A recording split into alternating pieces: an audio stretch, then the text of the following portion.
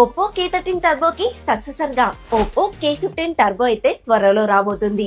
ఈసారి కూడా ఫ్యాన్ ఉండబోతుంది అండ్ డిజైన్ వచ్చేసి చాలా రిఫైన్ చేసి ప్రీమియం లుక్ లో అయితే తీసుకొచ్చేసారు. రీసెంట్ గానే చైనాలో రిలీజ్ చేశారు ఐక్యూన్ నియో 11 సిరీస్ కి పోటీగా. ఐక్యూన్ నియో 11 ఇంకా 11R అయితే త్వరలో ఇండియాలో లాంచ్ అవబోతుంది. చాలా ఇంట్రెస్టింగ్ స్పెక్స్ తో రాబోతుంది. కంప్లీట్ డీటెయిల్స్ తోటి వీడియో అయితే త్వరలోనే మన ఛానల్లో వస్తుంది. అది మిస్ అవ్వద్దు అంటే మరి మన ఛానల్ ని సబ్స్క్రైబ్ చేసి పెట్టుకోవాల్సిందే. Hi friends, this is Priyanka, you're watching Priyanka tech news. ఈ రోజు ఈ వీడియోలో వచ్చేసి మనం ఒప్పో K15 Pro ఇంకా Pro Plus కి సంబంధించిన కంప్లీట్ డీటెయిల్స్ గురించి అయితే మాట్లాడుకుందాం. అదేంటి K13 తర్వాత K14 అని చెప్పాలి కదా, K15 అని చెప్తున్నావు, అది కూడా టర్బో అని చెప్పకుండా ఈ ప్రో అని ప్రో ప్లస్ అని అంటే చెప్తున్నావు, ఏంటి కన్ఫ్యూజన్ మాకు అని అనుకుంటున్నారేమో. ఆగండి, వీడియోలో ఇదంతా క్లియర్ గా చెప్తాను. మొదటిగా అన్బాక్సింగ్ చూసుకున్నట్లయితే బాక్స్ వచ్చేసి వైట్ కలర్ లో కనిపిస్తుంది. బాక్స్ ఓపెన్ చేస్తే మొదటిగా మరొక బాక్స్ అయితే ఉంది. దాంట్లో కేస్ ఉంది, పేపర్ వర్క్ ఉంది, సిమ్ ఎజెక్షన్ టూల్ కూడా ఇచ్చారు. మిడిల్ లో మొబైల్ ఉంది. బాటమ్ లో వచ్చేసి ప్రో వర్షన్ లో 80W ఫాస్ట్ చార్జర్ ఇస్తే ప్రో ప్లస్ వర్షన్ లో 100W ఫాస్ట్ చార్జర్ ఇస్తున్నారు. రెండిట్లోనూ కేబుల్ అయితే ఉంటుంది.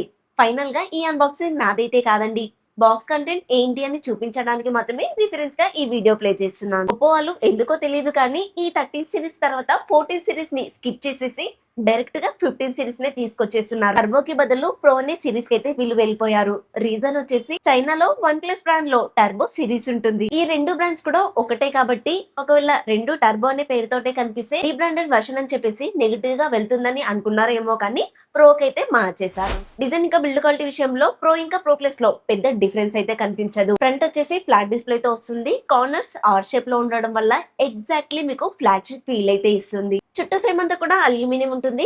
మెయిన్ గా ఈ మొబైల్ యొక్క డిజైన్ గురించి మనం ఎక్కువగా మాట్లాడుకోవాలి. లాస్ట్ టైం తో కంపేర్ చేస్తే కెమెరా డెకోని ఈసారి కంప్లీట్ గా చేంజ్ చేశారు. ఫ్యాన్ ఉంటుంది కానీ RGB లైట్ ని ఈసారి కంప్లీట్ గా పక్కకైతే తోసేశారు. అండ్ ఈ మొబైల్ కి రైట్ సైడ్ లో కూడా రెండు RGB లైట్స్ అయితే ఇచ్చారు. చూడడానికి అయితే చాలా స్టైలిష్ గా ఒక గేమింగ్ మొబైల్ ని చూస్తున్న ఫీలింగ్ అయితే కలుగుతుంది. లాస్ట్ టైం లా దీంట్లో కూడా ఫ్యాన్ ఇచ్చారు కదా, లాస్ట్ టైం ఫ్యాన్ కాస్త సౌండ్ ఎక్కువగా వచ్చేది. ఈసారి ఫ్యాన్ నుంచి వచ్చే ఆ సౌండ్ ని చాలా మటుకు తగ్గించేశారు. ఫ్యాన్ ని 50% స్పీడ్ లో మనం రన్ చేసామనుకోండి, ఫ్యాన్ అసలు నడుస్తుందా అన్నట్టుగా ఉంటుంది. నాయిస్ అస్సలు రాదు. K15 Pro వచ్చేసి optical in display finger print censor తో వస్తుంది. డ్యూయల్ స్పీకర్స్ ఉంటాయి. ప్రో ప్లస్ లో వచ్చేసి 3D ultrasonic in display finger print censor తో వస్తుంది. 4 యూనిట్ కోయాక్సిల్ స్పీకర్స్ అయితే వాడుతున్నారు. ఆడియో ఎక్స్పీరియన్స్ అనేది చాలా బాగుంటుంది. గేమ్ ఆడుతున్నా సరే, కంటెంట్ చూస్తున్నా సరే. రెండిట్లోనూ NFC ఉంటుంది, IR బ్లాస్టర్ కూడా ఉంటుంది. బ్లూటూత్ 5.4 టెక్నాలజీతో వస్తుంది. అలాగే రెండిట్లోనూ USB Type-C 2.0 తోనే వస్తాయి. రెండిట్లోనూ IP69 వాటర్ రేటింగ్ అయితే ఇస్తున్నారు.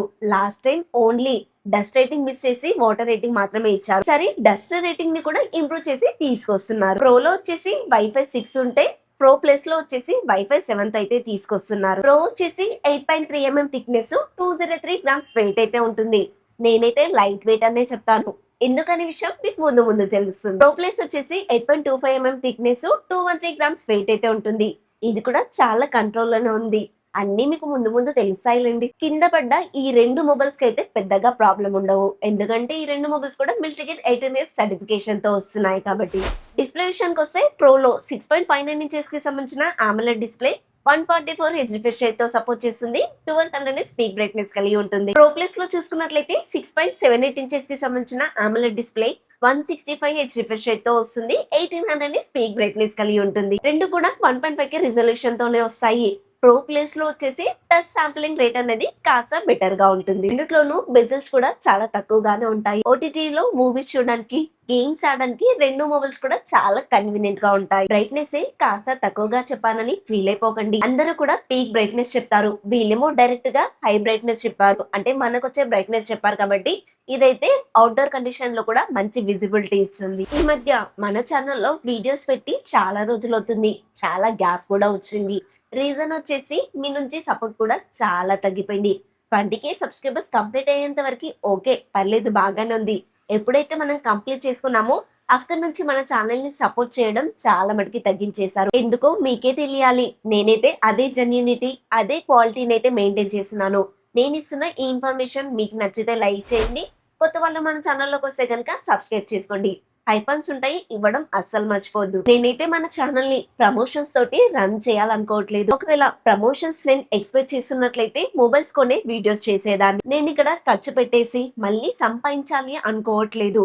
ఓన్లీ జెన్యూన్ ఇన్ఫర్మేషన్ మాత్రమే ఇవ్వాలనుకుంటున్నాను. సో మీకు ప్రమోషన్స్ లాంటివి వద్దు అనుకుంటే కాస్త సపోర్ట్ చేస్తూ వెళ్ళండి అంతే.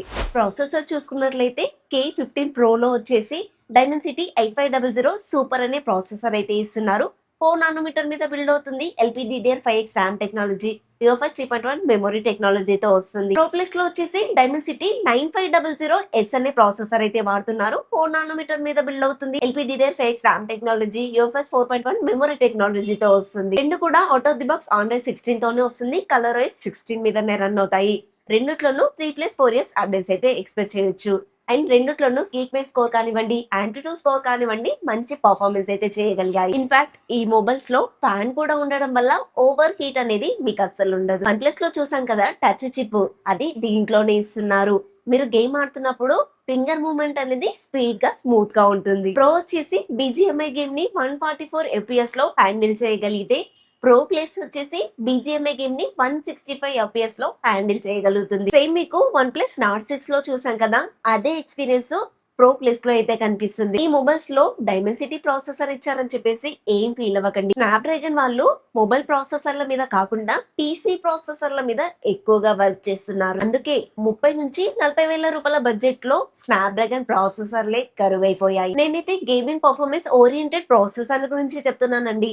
ఈ స్నాప్డ్రాగన్ 7H Gen 4 ప్రాసెసర్ గురించి అయితే కాదు. ఈ ప్రాసెసర్లు అయితే చాలా స్పీడ్ గా వర్క్ చేస్తాయి.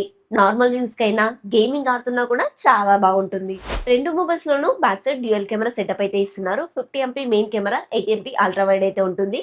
ఫ్రంట్ వచ్చేసి 16 MP కెమెరా ఇస్తున్నారు. బ్యాక్ సైడ్ ఉన్న మెయిన్ కెమెరా OS కి సపోర్ట్ చేస్తుంది. అలాగే మాక్సిమం 4K 60 FPS లో వీడియో రికార్డింగ్ కూడా చేసుకోవచ్చు. ఫ్రంట్ కెమెరా నుంచి 1080 60 FPS లో మాత్రమే వీడియో రికార్డ్ చేసుకోవచ్చు. లాస్ట్ టైం ఈ 8 MP అల్ట్రా వైడ్ కెమెరా అనేది మిస్ అయింది. ఈసారి ఈ 8 MP అల్ట్రా వైడ్ అయితే ఇస్తున్నారు. కెమెరా సెటప్ ని కూడా కంప్లీట్ గా మార్చేశారు. ఇది ఓప్పో బ్రాండ్ లో వస్తున్న మొబైల్ కాబట్టి కెమెరా క్వాలిటీ అనేది చాలా బాగుంటుంది. ఈ మొబైల్ లో ఏ ఫీచర్స్ అయితే చాలా ఉన్నాయి. అండ్ కెమెరాలో కూడా ఏ ఫీచర్స్ అయితే చాలానే ఉన్నాయి. OS కూడా చాలా స్మూత్ గా ఉంటుంది. కలర్ OS ఇప్పుడు ఆక్సిజన్ OS తో మెర్జ్ అయిపోయింది. బ్యాటరీ విషయానికి వస్తే K15 Pro లో వచ్చేసి 7000 mAh battery, 80 watt fast charger support చేస్తుంది. ప్రో ప్లస్ లో వచ్చేసి 8000 mAh battery, 100 watt fast charger అయితే సపోర్ట్ చేస్తుంది. రెండు కూడా బ్యాటరీ ఫుల్ అవ్వడానికి 1 అవర్ టైం తీసుకుంటే, నార్మల్ యూజర్స్ ఈ మొబైల్స్ యూజ్ చేశారనుకోండి, ప్రో వచ్చేసి నెక్స్ట్ డే మార్నింగ్ వరకు, ప్రో ప్లస్ వచ్చేసి నెక్స్ట్ డే ఆఫ్టర్నూన్ వరకు కూడా వస్తుంది. రెండు మొబైల్స్ లో ఇంత పెద్ద బ్యాటరీ ఇచ్చినప్పటికీ కూడా వెయిట్ ఇంకా థిక్నెస్ అయితే కంట్రోల్ లోనే ఉన్నాయి. మీకు స్టార్టింగ్ లో కూడా చెప్పాను, గుర్తుందని అనుకుంటున్నాను. ఓవరాల్ గా ఈ రెండు మొబైల్స్ కూడా గేమింగ్ సెంట్రిక్ మొబైల్స్ గా తీసుకొచ్చారు కాబట్టి మీరు కూడా అలానే చూడండి. ప్రైస్ చూసుకున్నట్లయితే ప్రో వచ్చేసి 40,000 పెట్టారు. అది కూడా 12GB 256GB. చైనాలో. ఇండియాకి వచ్చేప్పటికి బేస్ వేరియంట్ 8 128GB గా తీసుకొస్తారు కాబట్టి అలా చూసుకుంటే 35,000 కి అయితే ఇండియాకి వచ్చే ఛాన్స్ అయితే కనిపిస్తుంది. ప్రో ప్లస్ వచ్చేసి 47,000 అయితే పెట్టారు. సేమ్ వేరియంట్ ఇండియాకి వచ్చేప్పటికి 45,000 అలా ఎక్స్పెక్ట్ చేయొచ్చు. K15 Pro పక్కన పెట్టేసే K15 Pro ప్లస్ వచ్చేసి iQOO 15R కి, పోకో X8 Pro Max కి కాంపిటీషన్ గా అయితే నిలుస్తుంది. రెండు మొబైల్స్ కూడా మీకు ముందే చెప్పినట్టుగా iQOO Neo 11 కి 11R కి పోటీగానే తీసుకొస్తారు. iQOO Neo 11 సిరీస్ కి సంబంధించిన వీడియోస్ కూడా కావాలి అనుకుంటే మన ఛానల్ ని సబ్స్క్రైబ్ చేసి పెట్టుకోండి. త్వరలోనే ఆ రెండు మొబైల్స్ కి సంబంధించిన డీటెయిల్స్ తో వీడియో అయితే చేస్తాను. ఇది ఇవాల్టి మన వీడియో ఫ్రెండ్స్. ఈ వీడియో అయితే మీకు నచ్చిందని అనుకుంటున్నాను. నచ్చితే లైక్ చేయండి. కొత్త వాళ్ళు మన ఛానల్ లోకి వస్తే కనుక సబ్స్క్రైబ్ చేసుకోండి. హై పాయింట్స్ ఉంటాయి, ఇవ్వడం అస్సలు మర్చిపోద్దు. నెక్స్ట్ ఇంకొక కొత్త ఇన్ఫర్మేటివ్ వీడియోతో మీ ముందుకు వస్తాను. Until then bye by.